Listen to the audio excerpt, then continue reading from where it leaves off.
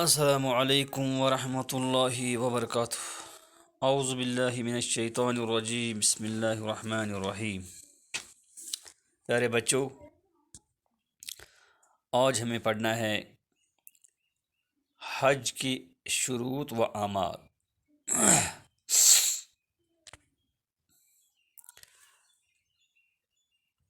حج اسلام کا 5واں رکن ہے۔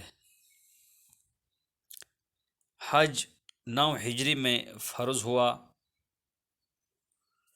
جو شخص بیت اللہ تک جانے اور خرچ برداشت کرنے کے قابل ہو، اس پر زندگی میں ایک مرتبہ حج فرض ہے۔ یعنی حج اسی پر فرض ہے جو اس کا خرچہ برداشت کر سکتا ہو۔ حج مبرور کا ثواب جنت ہی ہے۔ بخاری شریف کی روایت ہے۔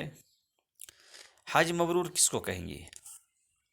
حج مبرور وہ حج ہے جس میں حاجی سے گناہ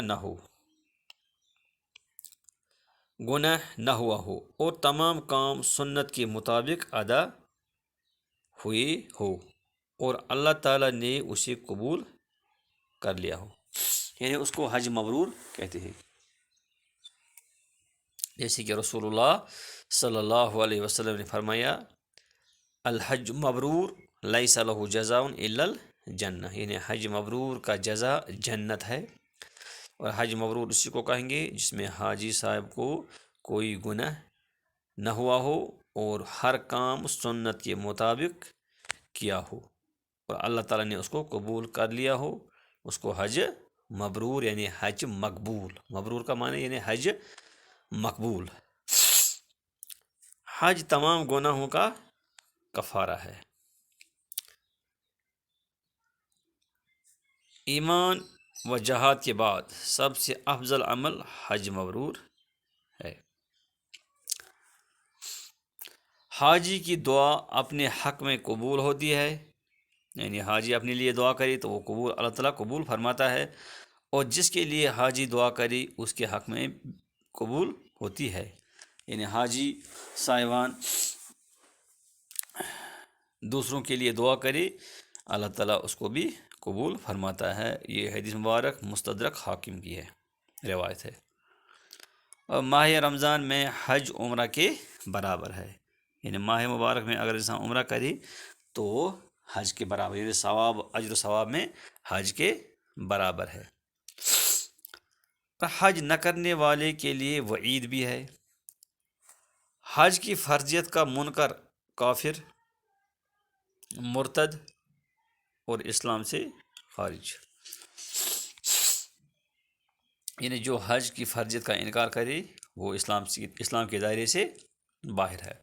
اور جو مسلمان استطاعت کے باوجود حج نہیں کرتا، اس کے بارے میں نبی کریم صلی اللہ علیہ وسلم نے ارشاد فرمایا، ایسا شخص یہودی ہو کر مرے یا عیسائی، سب برابر ہے۔ یعنی جس کو حج کی طاقت ہو، جس کے پاس مال وفور ہو، پھر حج نہ کرے، وہ اگر مرے تو وہ یہودی یا عیسائی ہو کر مرے۔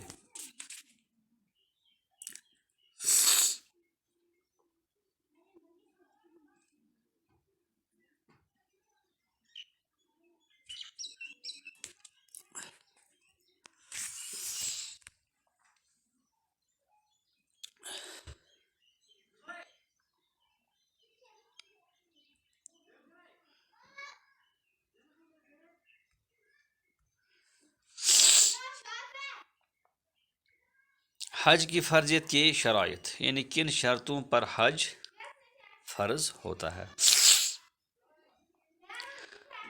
جب کسی کے لیے حسب ذیل شرطیں پوری ہو جائے تو اس پر حج فرض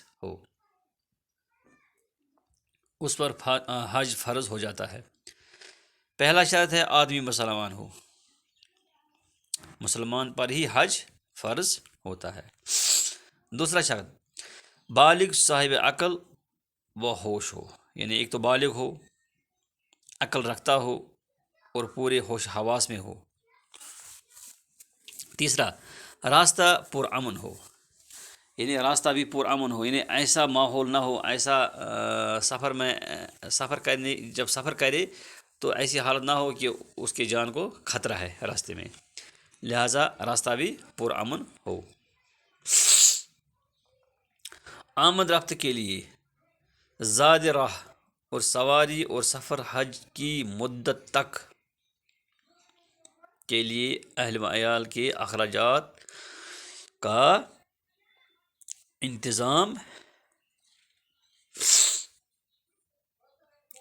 ہو، یعنی ان کے لیے جب وہ حج کے لیے نکلی، جب تک وہ واپس آئی تب تک اس کے گھر والوں کو بالکل جو خرچہ ہو وہ برابر ہونا چاہیے، وہ اخراجات جو ہے وہ پورے ہونے چاہیے تب تک جب تک وہ واپس آئے، اور اگر اس کا انتظام نہ ہو تو پھر اس پر حج فرض نہیں۔ عورت کے لیے محرم یا شوہر ساتھ،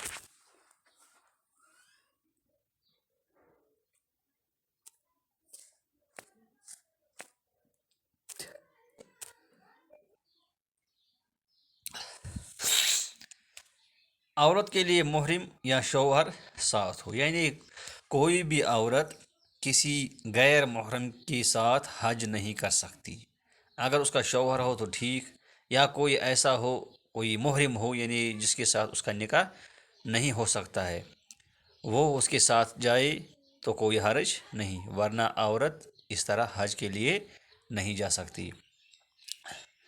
اسی طرح اور ایک شرط، آدمی آزاد ہو اور با اختیار ہو، یعنی غلام جو ہے، غلام آقا کی اجازت کے بغیر حج نہیں کر سکتا، جس کے پاس اختیارات نہ ہو وہ حج نہیں کر سکتا، اس لیے یہاں ایک شرط وہ آزاد ہو اور با اختیار ہو، یعنی حاجی سفر حج کے لیے پوری طرح آزاد اور با اختیار ہو۔ غلام اور بھاگے ہوئے قیدی پر حج فرض نہیں۔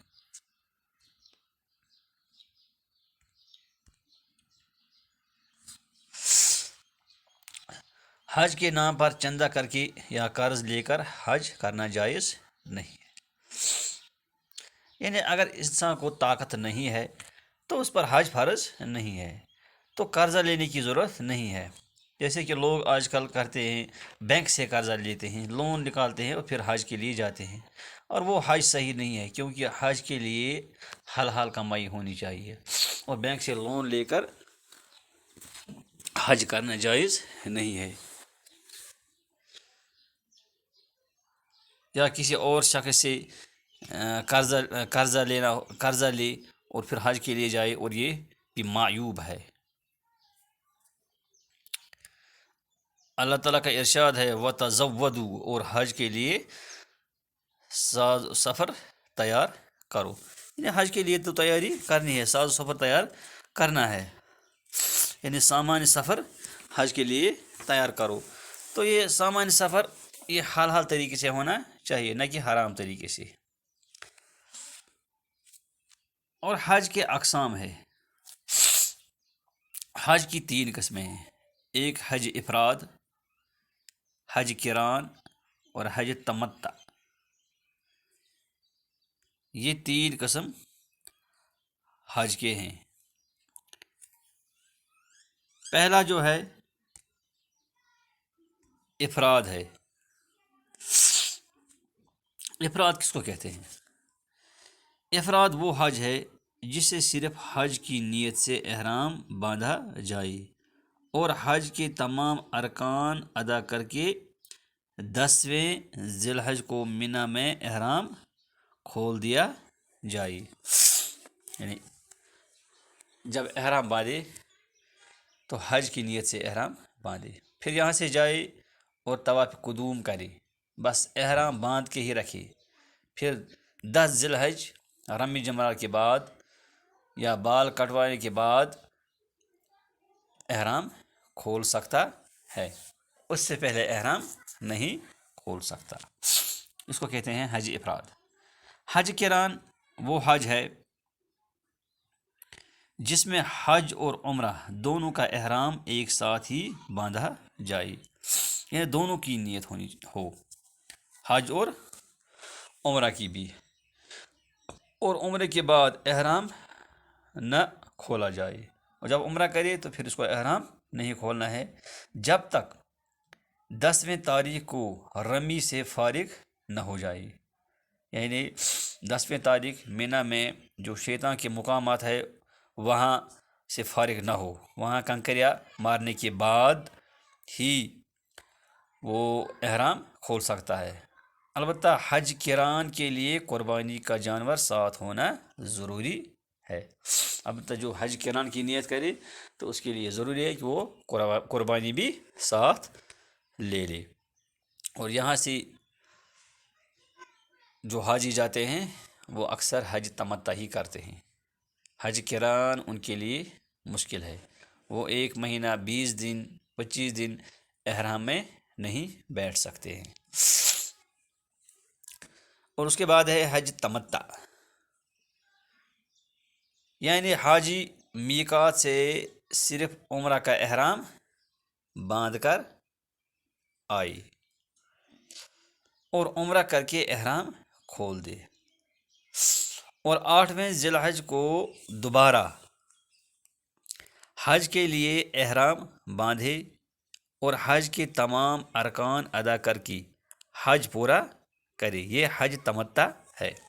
اور یہاں سے جو حاجی جاتے ہیں وہ حج تمتع ہی کرتے ہیں، پہلے وہ عمرہ کی نیت کرتے ہیں، یہاں سے جا کر عمرہ کرتے ہیں، پھر احرام کھولتے ہیں، پھر آرام سے وہاں بیٹھتے ہیں، حرم میں نمازیں پڑھتے ہیں، نفلی طواف کرتے ہیں، پھر 8 ذی الحج کو پھر دوبارہ احرام باندھ کر حج کی نیت کرتے ہیں، اور یہ ان کے لیے آسان ہے۔ اور اس حج میں حج تمتع میں قربانی کرنا ضروری بھی ہے۔ حج کے ارکان، حج کے ارکان میں سے ہے پہلا احرام، یعنی اس کو میقات سے نیت کرنی ہے۔ دوسرا وقوف عرفہ، اور وقوف عرفہ یہ ارکان میں سے آتا ہے۔ تیسرا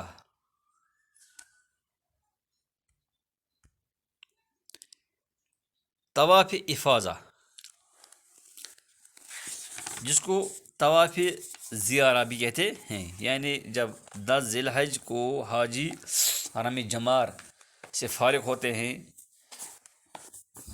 کٹائی کرتے ہیں، تو پھر حرم آتے ہیں، کعبہ میں آتے ہیں اور وہاں طواف کرتے ہیں، اس کو کہتے ہیں طواف افاضہ یا طواف زیارہ۔ اسی طرح چوتھا رکن ہے صفا مروہ کی سعی، اور اسی دن طواف کے بعد صفا مروہ کی سعی بھی کرتے ہیں، تو ان میں سے کسی کے چھوٹنے سے حج پورا نہیں ہوتا ہے۔ اگر ان میں سے ان 4 ارکان میں سے کوئی بھی رہ گیا ہو تو حج صحیح نہیں، یعنی حج پورا نہیں ہوا۔ اس کے بعد ہے حج کے واجبات، حج کے واجبات 6 ہے۔ میقات سے احرام باندھنا، دوسرا ہے غروب آفتاب تک عرفہ میں قیام کرنا، یہ واجب ہے۔ اور اس سے پہلے ہم نے پڑھا ہے حج کے ارکان میں سے ہے عرفات میں قیام کرنا، عرفات میں قیام کرنا، اگر وہ 1 ہی گھنٹہ وہاں قیام کرے تو اس کا حج آ گیا، لیکن غروب آفتاب تک وہاں بیٹھنا یہ واجبات میں سے ہے۔ تیسرا ہے مزدلفہ میں رات گزارنا، اور مزدلفہ میں رات گزارنا یہ بھی واجبات میں سے ہے۔ چوتھا ہے ایام تشریق کی راتوں کو مینا میں گزارنا، ایام تشریق یعنی 11 12 اور 13، اس کو کہتے ہیں ایام تشریق، 11 12 اور 13 کو، تو ان ایام کو یہ 10ویں 11ویں 12ویں ان 3 راتوں کو یا 13ویں رات کو بھی 4 راتیں اصل میں آتی ہے، ایام تشریق 4 راتیں آتے ہیں، تو 10 کی رات، 11، 12 اور 13 ان کو مینا میں گزارنا ہے۔ دن میں اگر کہیں جائے گا بھی تو کوئی حرج نہیں، لیکن رات لازمی طور مینا میں گزارنی ہے۔ اور 5واں ہے تینوں جمرات کو ترتیب کے ساتھ کنکریاں مارنا، یعنی پہلے چھوٹی، پھر درمیانی، پھر بڑی کو کنکریاں مارنا۔ 6 ہے سر منڈانا یا کتروانا، یعنی پورے سر کے بال منڈوانے ہیں یا کٹائی کرنی ہے۔ ان واجبات میں سے اہم عرفہ کی حاضری ہے۔